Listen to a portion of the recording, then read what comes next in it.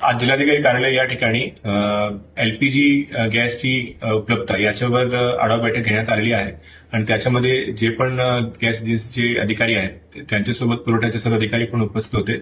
आपल्या जिल्ह्यामध्ये कोणत्याही प्रकारचे कमर्शियल किंवा डोमेस्टिक गॅसची तुटवडा नाही आहे. तिन्ही एजन्सीजकडे सफिशियंट स्टॉक उपलब्ध आहे. तर सर्व नागरिकांना मी विनंती करतो की त्यांनी कोणत्याही प्रकारचे असं होर्डिंग किंवा त्याच्यामध्ये पॅनिक करण्याच्या कोणत्याही कारण आपल्या जिल्ह्यामध्ये उपलब्ध नाही आहे.